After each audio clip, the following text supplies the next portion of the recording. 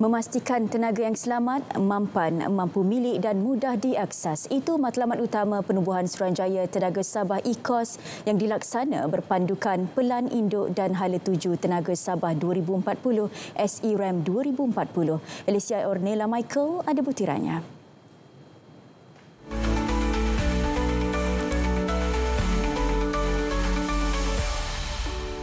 Pelan itu sendiri diolah dan direncanakan oleh kita sendiri, IKOS.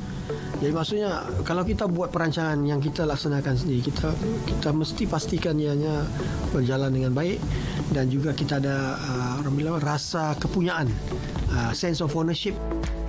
16 inisiatif strategik digariskan dalam SERAM 2040 sebagai tulang belakang IKOS.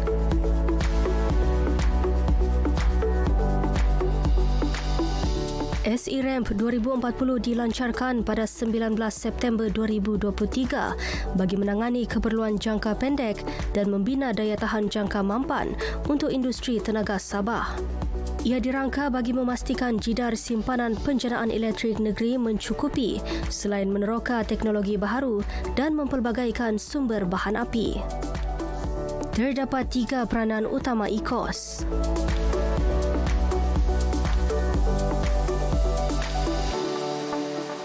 IKOS ni seperti yang kita tahu mendukung hasrat kerajaan untuk mengambil alih kawal selia sektor selamatan di Sabah lah. Oleh itu untuk memastikan apa-apa aktiviti-aktiviti yang berkaitan dengan sektor tenaga di Sabah dijalankan dengan selamat, teratur dan mengikuti piawaian yang telah ditetapkan.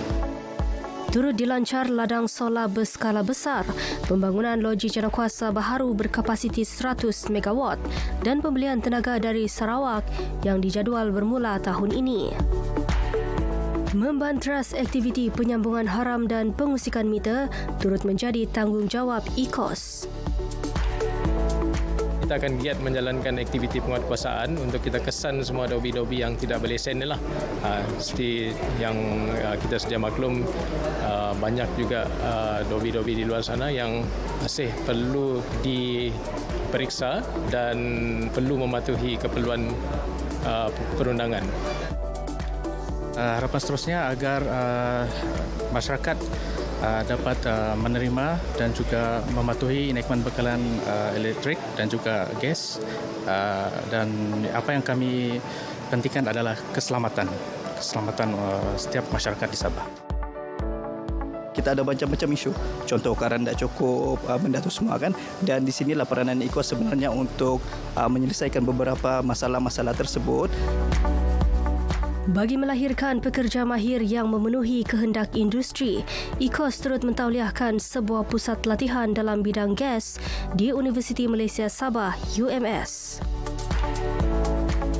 Pengambil alihan kuasa kawal selia bekalan elektrik dan gas oleh Sabah menerusi IKOS merupakan langkah besar ke arah memastikan bekalan tenaga yang lebih stabil, selamat dan mampan. Semoga Sabah dapat terus menikmati sistem tenaga yang lebih cekap dan mesra alam bagi kesejahteraan rakyat dan kemajuan ekonomi negeri ini. Alicia Ornella Michael, RTM.